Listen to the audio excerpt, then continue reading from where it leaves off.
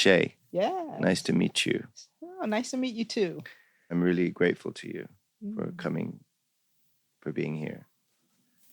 And we met before, but this is probably the first time we're really having a conversation. That's true. When we met before, there were many other people. There was a meeting going on. We got to say hello, but not have, any type of true conversation. Right. So I welcome this. Right. Thank you. Yeah, me too. So tell me a little bit about yourself, your family, your background. Sure. Then tell it to me like I'm 5 years old. So. It's good to have the spirit of the child within you. So yeah, that's what I'm good at. So so I grew up in New Jersey. I'm the fifth child of five. So literally, I've been called the baby my whole life. Clearly, I'm no longer a baby, but my siblings lovingly introduced me as the baby of the family. And did you get like all the love? Did you get most of the love? Well, it's interesting. So a lot of love was poured on to me. And even though they introduced me as the baby, in some ways, I'm kind of like the oldest in the family in terms of responsibility. Although the oldest does carry matriarchal energy. I do not carry that energy, I don't believe. Oh, interesting. So share a little bit more how that happened. Sure. So I don't believe I was planned. In fact, I know I wasn't planned. I'm 9 years younger than the next sibling. And who was the only boy. And so there's five of you? Yes, there's five of us. Okay, well, there were five of us. Some of them are no longer alive. Okay. Mm-hmm. So you were a family of five children, one boy, four girls. Yes. And the boy was the one just above you, but 9 years gap. That's correct. 9 years gap. My big brother. Okay. So and mother and father. And we lived in New Jersey. Wonderful family environment. We came from a big family. My mother had 3 siblings. My father had several siblings. We had lots of extended family. Most of the aunts and uncles had multiple children. So it was a big family on both sides. All in Jersey? Mostly, yeah. So would you come for family reunion? Like how? So before I came along, there were a lot of family events. People, I came along and everything Something changed. really happened when you came along. No, I'm in the same generation as my siblings. I'm a baby boomer, but I'm at the other end. And family dynamics just started to change at that time. We were in the 60s now. So family dynamics started to change. But before I came along, pretty much every month, every couple of weeks, they would go to, have you ever heard of Bear Mountain? Yeah. Yeah. So they would go to Bear Mountain, Lake Sebago, picnics, a lot of family events on both sides. Again, both sides of the family. My mother originates from Richmond, Virginia. So there is still family in Richmond, Virginia. And my father came from South Carolina. And I'm not aware of any family in South Carolina. Doesn't mean they're not there. I just am not aware. Right. So by the time I came along, we were starting to grow in terms of economically.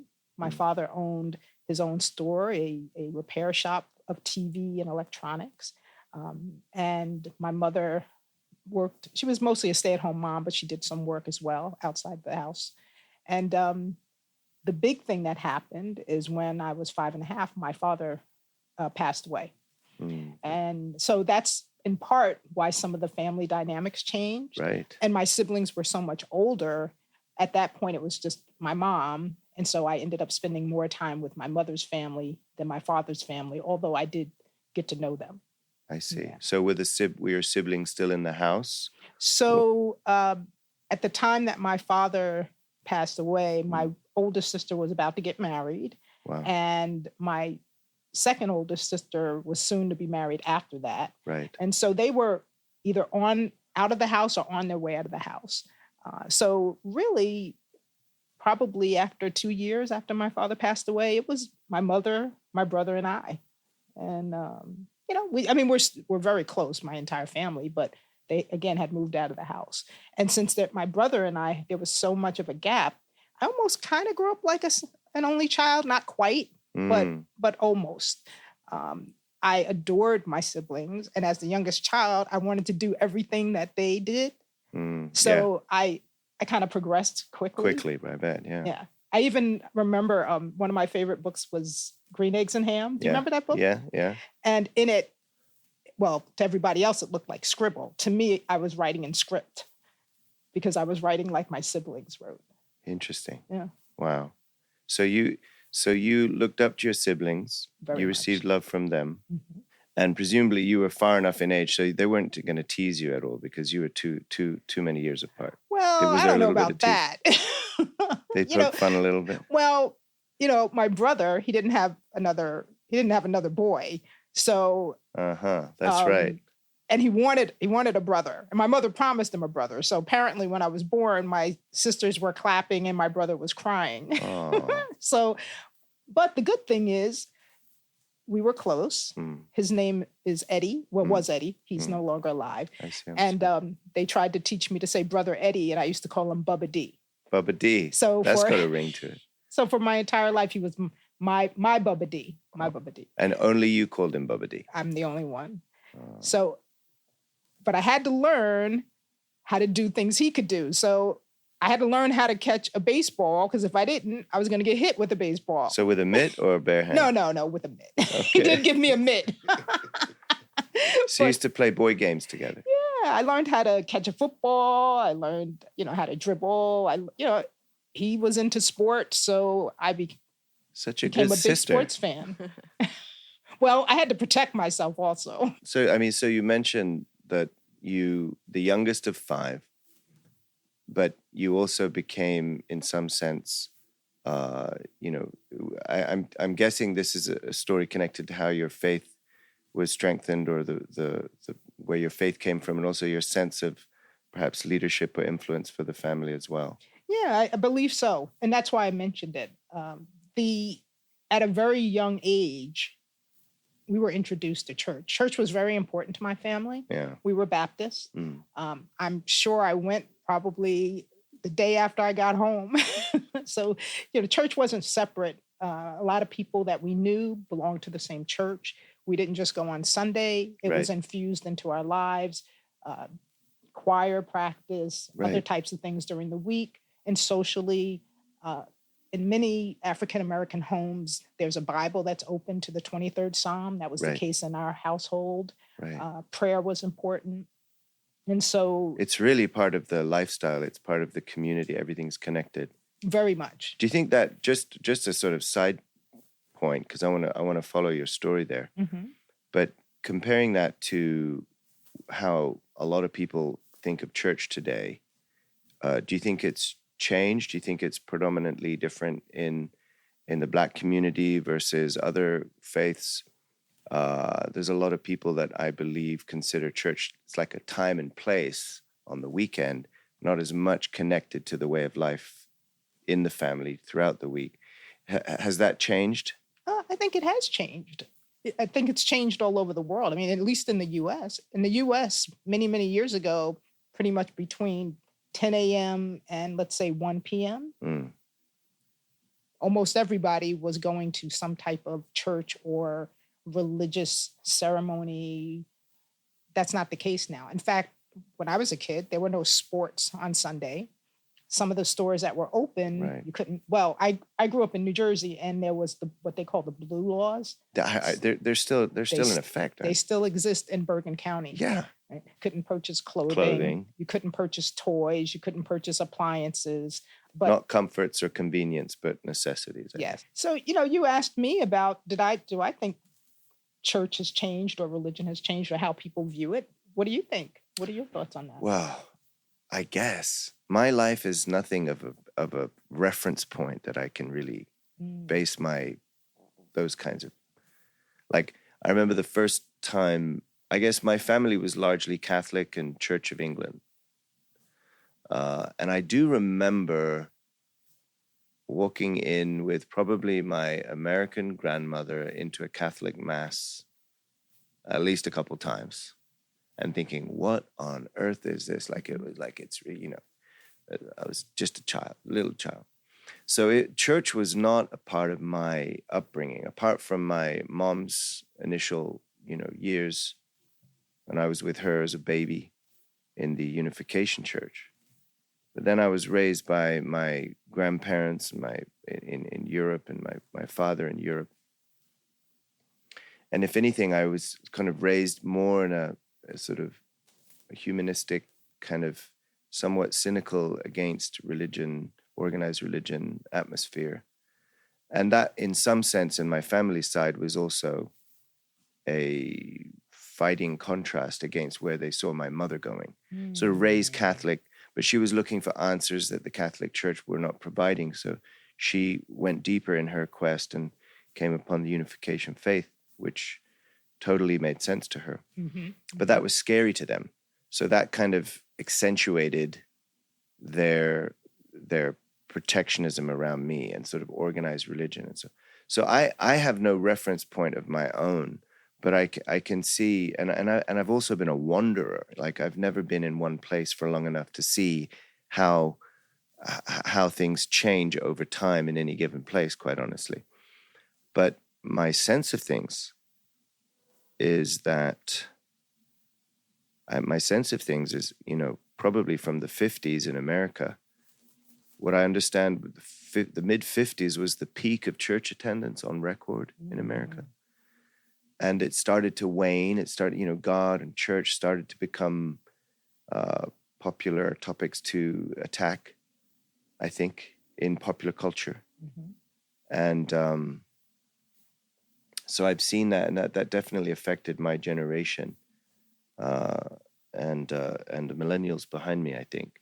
But my son tells me that on TikTok these days, the topic of God and spirituality, even among the Gen Zs, is becoming they're intrigued by it, although they're not necessarily looking for particular Bible quotes to buttress their faith. They have questions, and they have sort of an antenna that may be a little bit more open and unscathed with all of the antagonisms that popular culture has placed on the church over the last 5 decades, perhaps. That's his perspective. But yeah, I sense that it's changed, but I couldn't experience it myself as perhaps you could see it. Yeah. Yes. Over time, I'll say my relationship with God has changed. So as a young person, very young, I went to church as a baby. Yeah. Then I ended up going to the school for the youth before church, and then we would then go sit with the rest of the adults for the rest of church. Was that Sunday school? Sunday school. That's called Sunday school. And learned wonderful songs. In fact, I recently had to think about these things because I had to write a credo for my ministry. And I remember songs like, and you may or may not know these songs, but Jesus loves me, yes I know. Yes. For the Bible tells me so. Tells me so. Right. And so I was remembering these songs, and I thought to myself, it's so interesting, even though the songs I learned as a kid were about Jesus, as opposed to mentioning God or whatever other word feels comfortable for your spirit, universal intelligence. I saw Jesus as like a big brother. I didn't really see Jesus as an intercessory to God. Right. I didn't feel like I had to go through Jesus to have a relationship with God. And I actually started having a relationship with God. I used to pray. I call myself I was a closet prayer as a kid. People didn't know I was praying. Was that on purpose? Yeah. Well, yeah. So I'm very private. So I'm a Scorpio, and Scorpios like to be private. So that was just part of who I am. Your character, to be quiet. Right? Yeah. It wasn't. You weren't making a thing of it. No, I wasn't hiding. It's just I'm also I would call myself an introvert. So this was the thing I did when I was alone. Right. And I prayed for years. In fact, a lot of friends didn't know that as an adult I would pray. I would go to, there was a church in Newark, New Jersey that I would go to, and I would part of a prayer group. Which church is that? Which is oh my goodness, New Hope Baptist Church. Right. And they had what was called a prayer band. That's what they used to call it, which is basically a prayer group. And I would go every Wednesday, and I would pray with these individuals. I wasn't part of the church, and at that time, I was growing in a different spiritual way, but I still enjoyed praying with those individuals. And yeah, we would pray for everything: individuals, the world, the church, youth, you name it. We were praying for it. So you're praying together? You're praying by yourself? Oh, no, together. Right. And then you would write names of individuals or situations that you wanted prayed on, maybe healing for someone. Yeah. And we would put them in a little box. And at the end, you would pick out several of them, and that's who you would pray for the next week. That's also, yeah, we're doing something similar like that. Prayer and music. I feel like you just do a whole series of podcasts on prayer, music. And when you're telling me about the songs, you know, we really got to get our songs together. It's like you're probably learning more through the song, repeating the song, singing the song, right? So tell me a little bit about that, how you might compare learning the songs and singing the songs and praying versus listening to the, stories or the lectures. Well, I think it depends on where you are. As a child, learning songs are great because you can repeat them over and over again, right? And as you're repeating things over and over again, they have a way of moving into your consciousness, your body. Right. And you start to live from those things, whether you recognize it or not. Right. At least that's what I believe. I believe, yeah. And then as an adult, I think it's also important as an adult, what songs are we listening to? That's right. Are they putting positive imagery in our minds and our thoughts? Right. What are we saying? Right. What are we believing? Right. What are we conscious of saying? Right. I think all of those things are important. And I think they're connected to our relationship with, I'll say, spirituality, since you mentioned that word earlier. Right. That's I can work with that. Yeah. So you were really raised in the church as part of your family, Baptist church, part of your family, part of your community.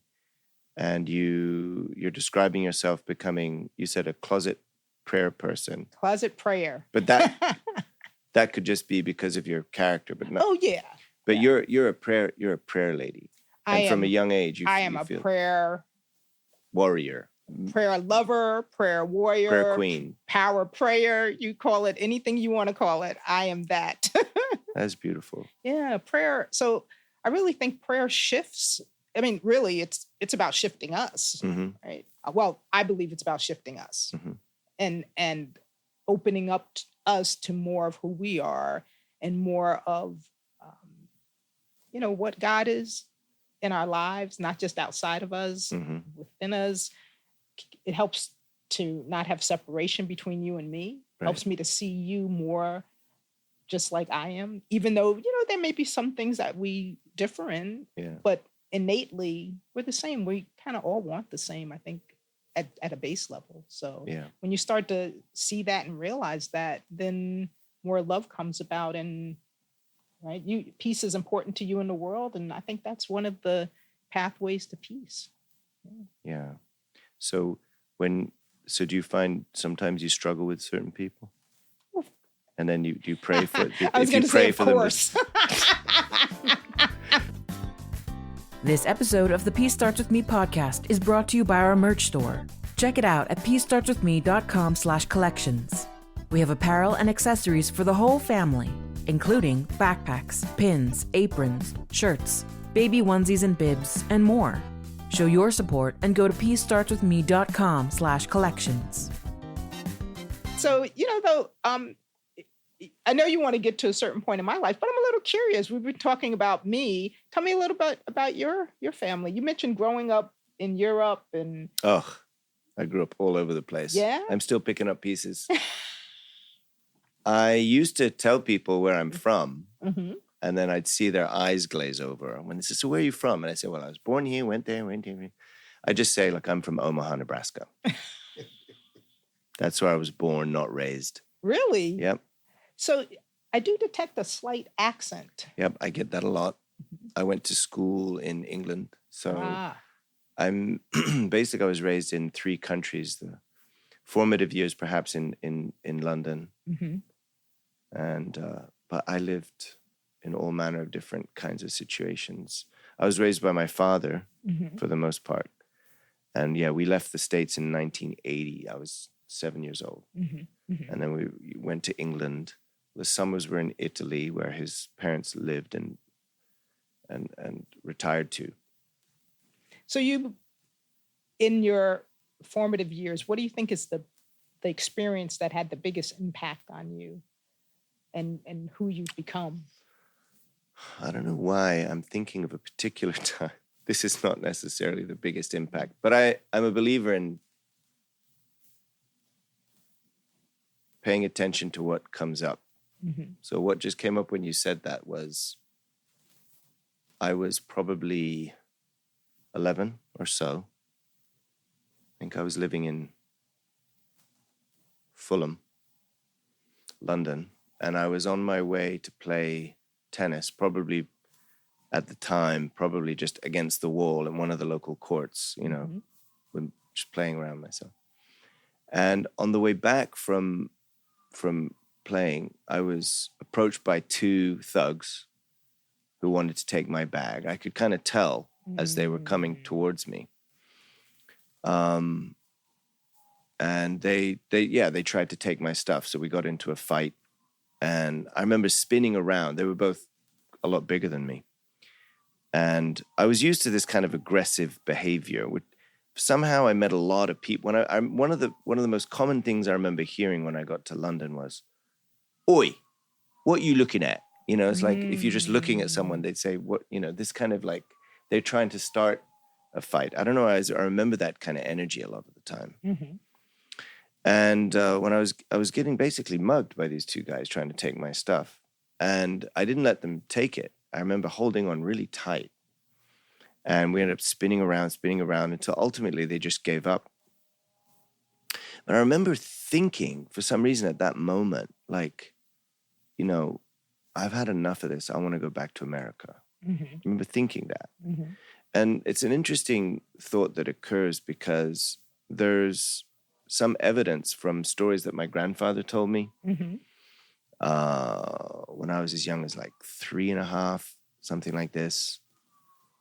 I used to ask my family, like, why aren't we praying? Let's pray before we eat. And they weren't leading in prayer before the meal. And because of the story of what my mother was going through, and like I mentioned, they were trying to cut down on any relationship between Damian and God, or Damian and organized God, at least. Uh-huh. So I think they God bless them, but they felt they're so threatened by that kind of talk. Mm-hmm. So they used to kind of shut that down. God doesn't exist. You know, like this kind of thing was going on in my earliest youth. Yes. And one of them told me the story is one time this was going on, and I told them, look, if you're not nice to me, I'm going to go back to my mom. So why I'm saying this is because there's some connection in my life between America, between America's purpose, between America and my life, and between America and God that means something to me, I think. And it was the only country I'd ever really cried for. Because I've been, even when you said, if you say, where are you from in America? I was like, by age 7, I'd lived in 7 different states, you know. So it wasn't even about any particular group of friends or teachers or community. I couldn't hold on to any kind of fabric for long enough to say, that's my color, that's my people, that's my background. Mm-hmm. I had to really be adaptable and flexible. But in that constant change, I think there was also a constant longing. And in more adult years, when I started to redevelop my relationship with God, I recognized that God was there all along. God was there in the songs I was singing to myself on the way to school. God was there when I was struggling. And I remember those moments, like, you know, when you want to slam the door and whatever's going on, you want to slam the door to the world and walk down, and they'll miss me when I'm gone. You know, those kind of moments. Yeah. I would hear a voice speaking to me and comforting me and letting me know that, you know, whether you choose to go 10 steps down that road or 10 miles down that road, it's just going to get more lonely and darker. So just don't worry about it. I hear this kind of counsel coming to me, even when perhaps my own family members couldn't give that to me, or there was no church that could give that to me, no community, and no siblings. I mean, Shea, I actually do have like 3 siblings, none of which I grew up with. Oh, wow. None of which grew up with either one of themselves. So I'm kind of like a single child, single parent. My dad and I like brothers in many respects. I want to give props to my dad, who really loved me and invested a lot in me, but he was so young. So there was nothing of stability that really I had to hold on to. And so I think in that constant change, there was that constant longing, and come to find that God was there all along. You know, it's so interesting when you were talking about, you know, the guys finally ran away because they didn't get you. You spun around enough that you were slick enough that they couldn't actually get you. Yeah. But I thought what you were going to say is, at that moment, I thought, never again. This is not going to happen again. So I was really surprised when you said, I want to go back to the U.S. So I'm wondering, it almost sounds like the U.S. was a place of strength. Or at least you might have recognized that as a place of strength, or where you could ground into your strength. Yeah. It was something of strength. There was something of pride. And it wasn't anything projected or imprinted on me like, you know, like the patriotic flag wrapped around in something I learned at school about America or something like this. Mm-hmm. It was something in the DNA of it. Definitely. Yeah, no, it wasn't about them when I was getting mugged. It wasn't about, you know, it was more about, I think, me finding my, you say strength? Yeah. Mm-hmm. Me finding my foundation and my sense of identity. So it's something to do with that. Well, and you brought it back to your connection with God and God always being there. Yeah. Right? As that strength in you, around you, outside of you. Yeah. Yeah. Omnipresent. Yeah. Yeah. That's beautiful. Yeah. That's thank beautiful. you. You know, so the defining moment for me as a child, which is why I mentioned my dad passing away. When that happened, I saw that all my siblings and my mother was crying. And I was a little kid. I wasn't crying. I didn't know why I started crying, because they were crying. You're right? Like 5.5, you said. You're around 5.5? 5.5, yeah. So, well, almost 6. Yeah. And I remember thinking, I'll take care of them. Don't worry, Dad, I'll take care of them. So that's kind of my entryway into, I'm going back to answer your question from before. That was my entryway into, in some ways, becoming like the oldest, because if I didn't come into the world as a caregiver, I became a caregiver. Wow. Yeah. And you know, and that morphed over time into just, you know, a young person trying to give love to their family, to being more active when, you know, someone needed some type of assistance. And then people started to look towards me because I already claimed it. Oh, so you saw your basically your adult family, your siblings, in need. Well, like any child, right? You don't want the people you love to feel bad or cry or be upset. So you want to take care of them. Right? I think that's probably very common. I get the sense, you know, not just a product of circumstance. Not just... Say more. I'm not sure. You mentioned, you know, unplanned. I guess you're saying that your siblings were all planned? Well, I think some of them. Yeah, what I meant by the comment was just like, it seems like while you may have responded naturally to the circumstance, I get the feeling you're a spirit that was, you know, prepared for that role. Oh, I'm well, you noticed I said if I didn't come into the world that way. I'm not sure, but it feels very much like who I am. So, yeah. However, you can have with any attributes, any gifts, right? You can embrace them, and having self-awareness, if you are utilizing them in harmony with who you are and where you're going, as opposed to, right? Sometimes we'll take a gift and we won't use it at all. And then there's sometimes we'll take a gift and we'll take it to the max, so much so that it's not helpful for us or helpful for anybody else, right?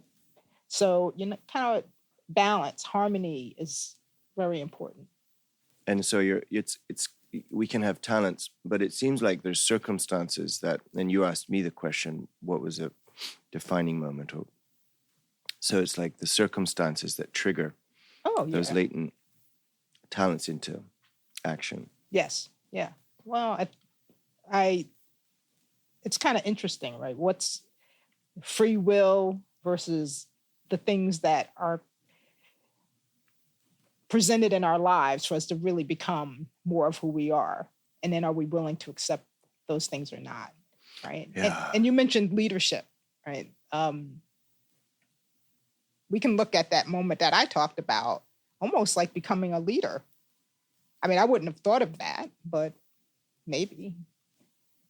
What is interesting, and I recognize it more now, and I'm curious if maybe the same with you. I'm curious to know that at a very young age, I was always the leader. I didn't think I was the leader, right? Like in sports, I was always picked as the captain. In church, when there was a recital or some type of play, if someone got sick, my family got called for me to learn the part really quickly because I could memorize, and then I'd step up and do it. Right? I was always put into these roles that were kind of in front. Yeah. But remember, I said I'm an introvert. So not that I was scared. It's like, okay, I'll do this, but I didn't think of it in terms of leadership. And as I got older, I can see where I would sit in the back of the room, very good at, hey, I'm going to come in here. I'm going to sit in the back of the room. I'm just going to get some stuff. And next thing I know, I'm leading the thing. Like, wait a minute, I was sitting in the back of the room. Well, to that point, and I'll be quick, when I was coming back into a more direct relationship with God, one of the ingredients for me that seemed to matter is that I mattered and that I too was needed. And I think, there can be an idea of God, all omnipresent, almighty, all there, all doesn't even need us. So everything's so darn done and finished and perfect. And yet when you look at humanity, there's so much work to be done. Yeah. That can't be a distant, that can't be anything than a full longing in God's heart too. And so that we can have a positive impact on one another means a lot for one another and all those ripple effects. And it also means a lot for God, in my opinion, because it's like, so that was one of the ingredients I felt that made sense of my life too, and even made sense of some of the suffering and the challenges that didn't make sense when I was a kid. Not just simply to say it made me who I am today, because you can say that, but it's when it's your own story, there's a lot of detail in that expression. Yeah. Well, my trajectory was very different than where I am now. Very, very different. Growing up, I knew that I did want to live a little differently than when I was very young. I mentioned how my family started to progress economically. Not that we were, poor and down and out, but my parents didn't go to college. Right. I knew very young that I wanted to go to college, and my family, of course, wanted me to go to college. And after college, I knew I was going to be a professional. I'm very driven. I've always been driven. Were you studying for ministry, or were no. you were studying to be able to make some money? Exactly. I was a math major. I chuckle because that was the furthest thing. So even though I was a prayer, I was a closet prayer. Yeah. You kept that going. It was almost like I didn't realize I was a closet prayer, right? Okay. So it was just something I did. You didn't realize it was different from anyone else. Well, I mean, it was like reading a book to me, right? It was just something I did. It was just natural. So I was a math major. I was. You which high school did you graduate, and then which college you go to? Oh, so I graduated from Hackensack High School and I went to Cornell University. Ooh. And so, which was very different than my family. Right. I was the first to go to an Ivy League school. And I very much, as a young child, wanted to go to an Ivy League school. I just wanted to go to a different one until I got into high school and I decided I wanted to go to Cornell. Okay. But I won't say the other one. Okay. But anyway, have the Ivy Leaguers wondering. Is that a loyalty? Oh, okay, have them wonder. So, and anyway, I became a math major. I became an actuary. Wow. I don't know if you've heard of actuaries. So and actuaries like to pretend we're everything. We like to pretend we're lawyers. We like to pretend we're economists. We like to pretend we're attorney. We're accountants. So anyway, and in corporate America, I was rising up the ladder. I ran a department, became vice president. You were working in New York at that time? Where? I worked in New York and then in New Jersey. Okay. And I was marketing, bringing in clients. That's what I was going to do. And you were still praying. Oh yeah, but that's just something I did. That's still right? you, right? So, and nobody at work knew I was praying. Right. and I felt inspired to start meditating. Mm. And when I started meditating, I like to say when we add prayer and meditation, we create spiritual dynamite. Wow. Okay, good. And for me, that combination, it really changed my life. Or at least, it did. I started to, I'm going to say, think differently. I started to see some of the things occurring in the thinking within at least the corporate arena that I was in was not necessarily for me healthy. For example, I had no work-life balance. Okay. If our life is a pie, right, about 90% was work. In that world. In my world. In your world. But in that world. And in the world of those who you were mingling with. That was the scenario. Exactly. And then I was still involved in a lot of things. I was involved in different organizations because service has always been natural in my heart and natural. And so I don't know, maybe service was 4%. My family, I've already mentioned my family, so they're important. Yep. They were maybe 5%. Wow. And then there was like this little slither for me. Wow. And the combination of the prayer with the meditation helped me it opened my heart in ways that, I don't really have the words, but it got me to start seeing things through a different lens, kind of behind the eyes, right? Yep. So now I'm tapping into what I believe is the image and likeness of God. Yeah. And so my desire started to change. And so I actually left corporate America and I started consulting. And just quite naturally. It was natural to consult. Well, quite sort of that transition felt quite natural. Or it wasn't a walk out, I'm done. Oh, no. I prepared. I prepared to leave. So, okay, but we jumped over something there. Like, okay. You're praying. Mm-hmm. And then this dynamite combo you mentioned where meditation comes in. So how did that happen? And what just happened there? Well, I guess I don't really know in terms of the actual process, but I think before, right, the praying, I'll say it this way. Praying is almost like talking to God. Mm-hmm. And even though I felt like there was a relationship, my getting quiet, what now I call going within, I became a listener. Right. And so now, bingo, ding, ding, ding, ding, ding, right? No, I agree. Yeah, I agree. So, at its simplest form, if I was seeing it the same way, and there's countless ways to pray and countless ways to meditate. Mm-hmm. But I would boil it down to the same. I would have the same expression if you boiled it down to its simplest. As one is you're expressing, and the other one you're receiving. Yeah. And so, and I started receiving a lot, right? And receiving even in relationship to other people in a way that was different than before. Right. And not only in your prayer moment, but in relationship, your eyes are opening. Totally. Deeper, right? Yeah. And so now discernment. exactly, which is what I would call wisdom. Right.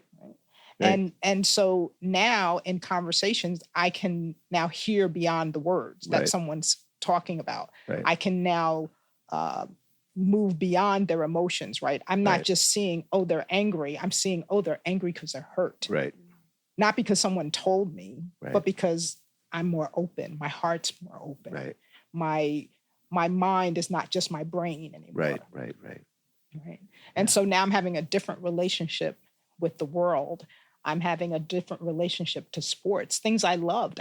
Everything, it's almost like Technicolor got brighter. Right. Yeah. So everything that was there before is there in some new dimension. Yeah, in a new way. And so from that, I decided to leave corporate America. And you're right, I didn't just walk out. I prepared to leave. I then consulted, and I consulted for many years. This episode of the Peace Starts With Me podcast is brought to you by our merch store. Check it out at peacestartswithme.com/collections. We have apparel and accessories for the whole family, including backpacks, pins, aprons, shirts, baby onesies and bibs, and more. Show your support and go to peacestartswithme.com/collections. And then I started to get a little confused because I could feel this, I'm going to say this pull towards ministry. And I was like, I'm not, that's not for me. And then when I thought it was for me, I saw other people who were like, I want to do this. But then I didn't see them living their life to reflect the things they talked about. Right. And I was like, I don't want to do that. Wow. Now, look, so the way I say it is we all have our stuff. I got my stuff too. Yeah. Right. And over time, I'm more self-aware.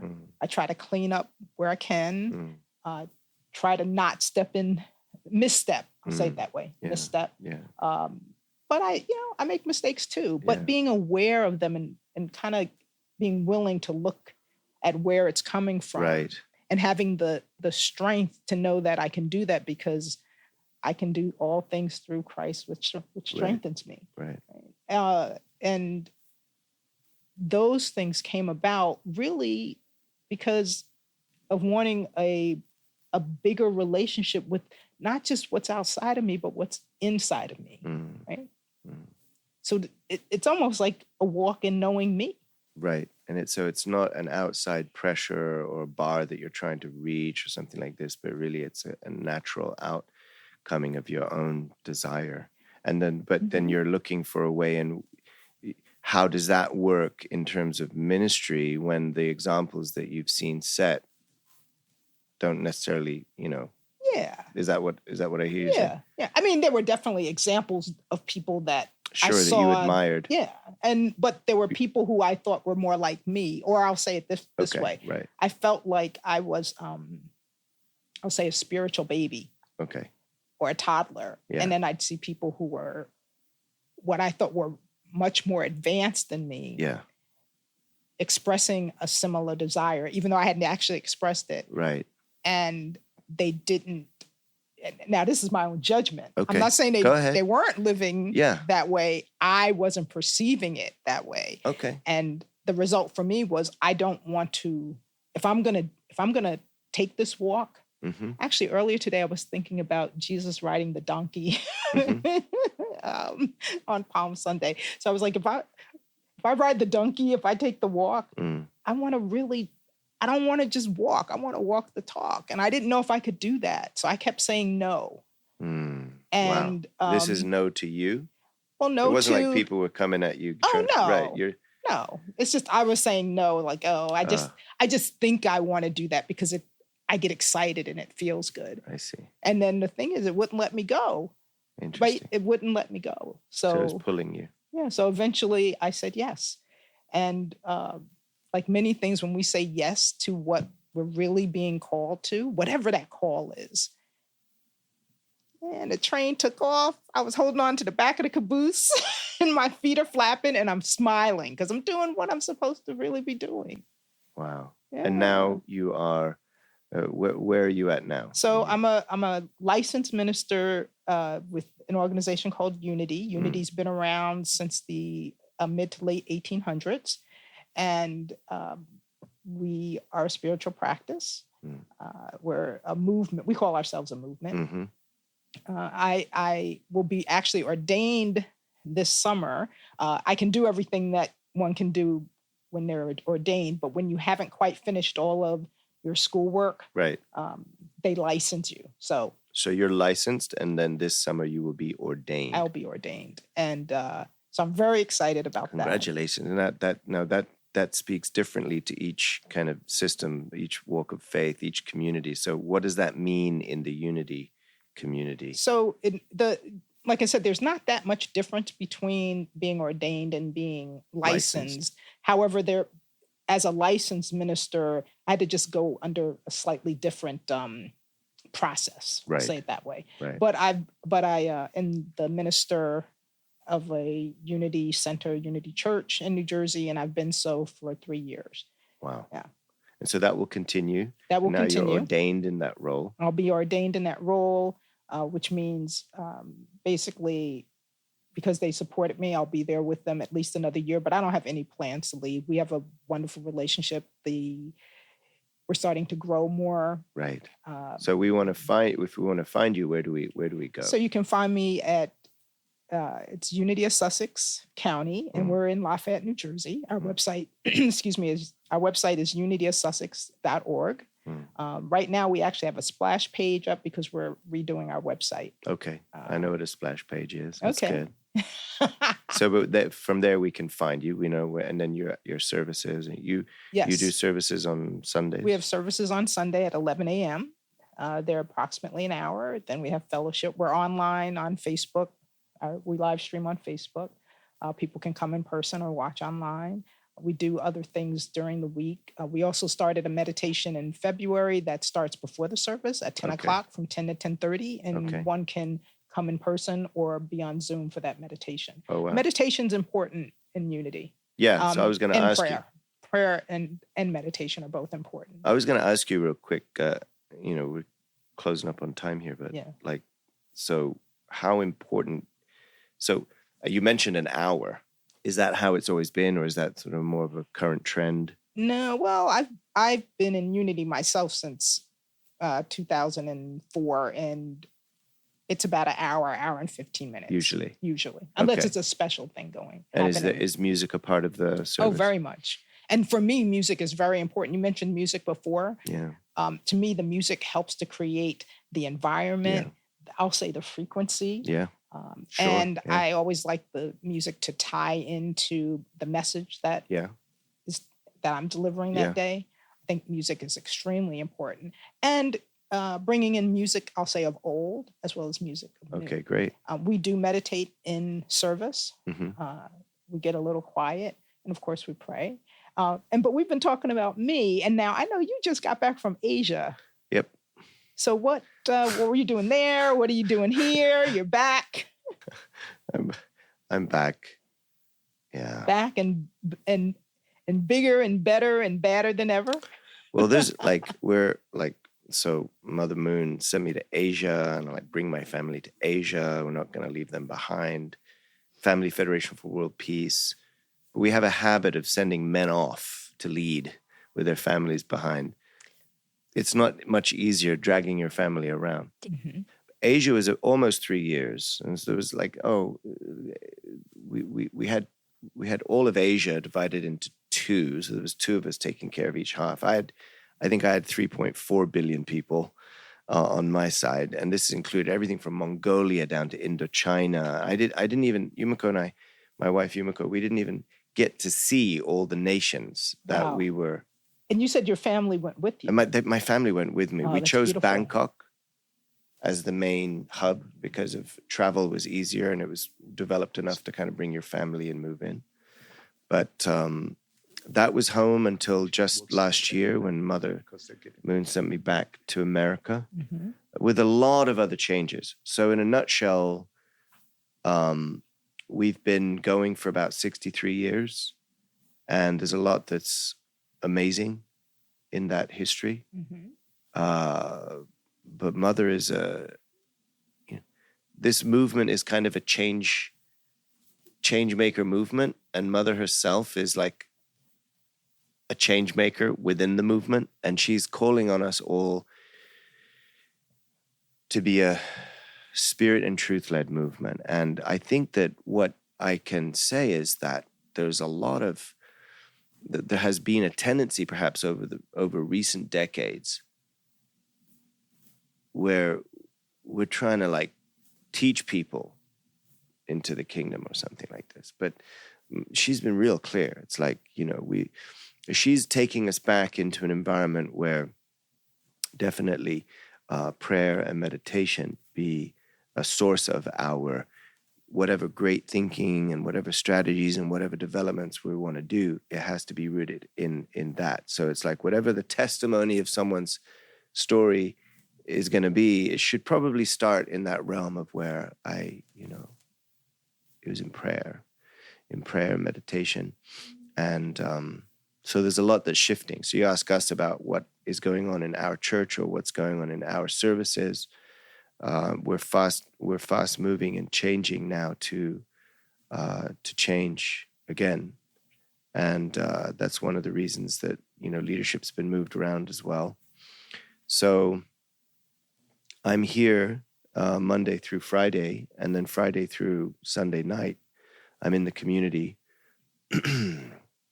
Just got back from Los Angeles. I was in, where was I before that? LA. I was in DC.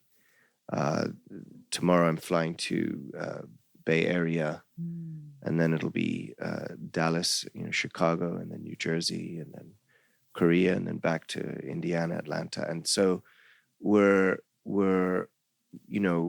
I'm in a position which puts me to oversee a whole bunch of stuff. I'm not in the room with the members every day, Mm-hmm. But these trips to the communities out in the field allow me to, it's kind of like my vacation days. So I can spend time, with the family and really pray together. Mm-hmm. Pray together and listen to what God's telling us today. Yeah. And without thinking it's got to go through committee or some 6-month survey, peer review, something or else. It's like we can listen to God and we can be guided by God and we can make the changes we need to make today. Yeah. And it's a lot about the youth. And we talk a lot, it's easy to talk about the youth and then keep them over there in the corner like a pretty vase or something. But it's like, we really want to, or it's like the analogy of the dad with the car in the garage, who's jangling the keys in front of his son. Someday, son. Well, we want to make sure we empower our youth. But we want to give them the keys and let them take it for a ride and really empower them for real. And it's a partnership. So we're all about family. We're definitely strong on tradition, but we also need to be able to take notice of when, certain traditions might have been needed to protect an era that we're not in anymore. And so there's a lot there. I won't go into any more of it now, but at any other time. But we're trying to step up our game with music and with prayer. And we've been opening like prayer halls in the churches, not just in the sanctuary, but dedicated prayer rooms, with candles lit, basically like 24/7, anybody can go there and pray and holler or meditate. And so we've been having a lot of deep experiences with that. People are saying, it's like, wait, 30 years, like it's been 30 years or something like that. People be saying like, I've had this question or I've been struggling with this issue. And you as pastors, we can counsel, we can guide, we can comfort. But I think the quickest route, the most central ministry has got to be prayer. Well, it sounds like prayer, even the way people are praying, is changing. Yeah, I was going to say, it sounds like it's changing, right? Yeah. Not that I very much believe one can be in supplication. Yeah. I think the Bible says that. And I've seen some people who that is their way of praying. Yep. And mountains are being moved. Like Yep. they have so much faith. Yep. They can pray from that place. Yep. Supplication prayer is the asking, right? And we can ask from a place of, I'll call dominion, right? Again, I'm going to go back to that oneness. There's no separation. We can ask knowing, right? This is the knowing that it probably has already occurred, or at least it will occur if it hasn't already occurred. It's me getting into the place where I can be receptive. I can be in connection with it. But then there's this prayer of gratitude, right? Just simply gratitude or praise. When we raise and praise, right? We, in fact, the Bible, and so I'm talking about the Bible, but many sacred texts, many religious and or spiritual practices have these things of praise and thanksgiving, praise and gratitude. They're a little different. So you can have a prayer of praise. Sometimes prayer is just getting quiet, nothing else. No expectation, just to be. And I think some people in supplication end up being in what we call victim consciousness. Mm-hmm. And when we move to a more expanded consciousness and recognizing that it's putting us into the realization, right? Not just the recognition, but the realization of oneness, that shifts things. Then we start to declare and decree. We start to step into what we believe to be principles of truth. And when that starts to happen, right, that's when I get all excited, because prayer becomes the shapeshifter. Yeah. Not the shapeshifter of this, the shapeshifter of this, which ends up, right, being demonstrated in the world. Right. And it sounds to me like, because when we start getting answers, then I really believe we have, I'll say, transformed, right? Be renewed by the transforming of our minds. Yeah. We've been transformed such that we could now receive the answer. The answer was probably always there. Yeah. Couldn't see it before. Yeah. Couldn't it's a lot it wasn't about showing tangible, up. right? It's So I think there's, and I'm sure there's many other types of prayer. I mean, there's prayers with different names, but I think they all just bring us back into resonance, bring us back into harmony, and bring us a sense of peace. And I know peace is very important in the world, right? And and in fact, the phrase that your rallies were peace starts with me, right? Yeah. And that's, you've hit the nail on the head. Am I peaceful in my home? Am I peaceful with myself? How many things do we say when we look in the mirror? How many things do we say about ourselves that aren't so peaceful? Right. So if we can bring about more peace within ourselves, wow, what would that? Tell me about it. Yeah. And it sounds like that's part of what you're trying to usher back into. Yeah. Not just a Sunday experience. Right. Yeah, I think so. And because there's a tendency to look for point at the problems outside and look at the solutions as someone else's responsibility. There's people in all kinds of situations. And in terms of this topic of peace and where to find it and where to begin, and the idea of it starting with me, it's catchy, but everybody has their own unique experience with that.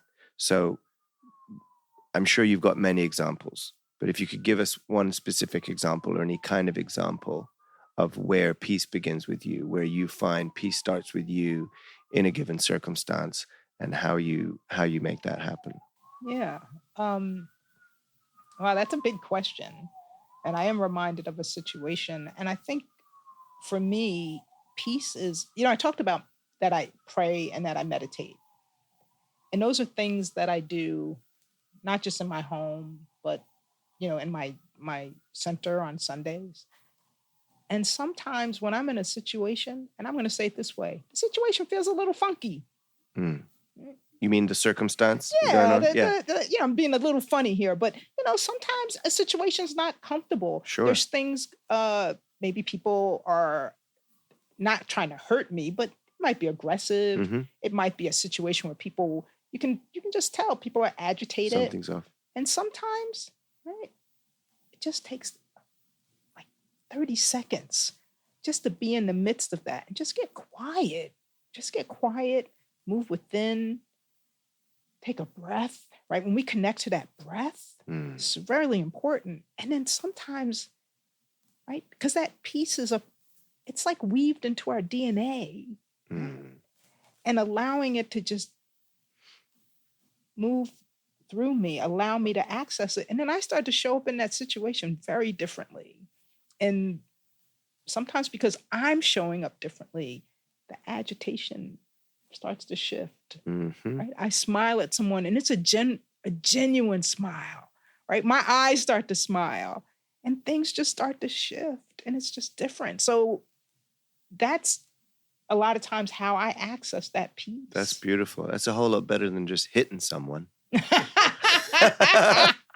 Shea, thank you so much. I feel like feels like we just started, just met, and I'm looking forward to picking up in the future and maybe having you guide us through some prayers or some meditations. Or God exists and we're all connected, and I believe that a peaceful world is inevitable, and it's going to take us owning that and leading that. But I believe God has willed it. It will come about, and it starts with each one of us. Thank you so much for being a part of the podcast today. It's truly an honor to meet you.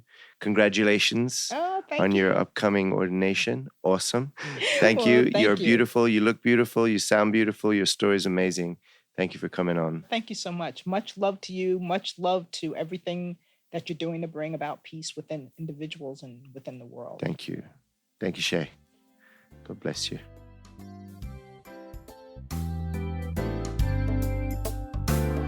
Peace Starts With Me podcast is produced and directed by A. Curtis Farrow. Assistant producer, Koichi Nakai. Associate producers, Albin Gaval, Ron Lucas, Terry Gadsden, and William Lagrateria. Editor, Albin Gaval. Audio engineer, Oji Bahian. Media director, Robert W. Alexander of 360 Wise Media. And PR and branding by Irving Street Rep.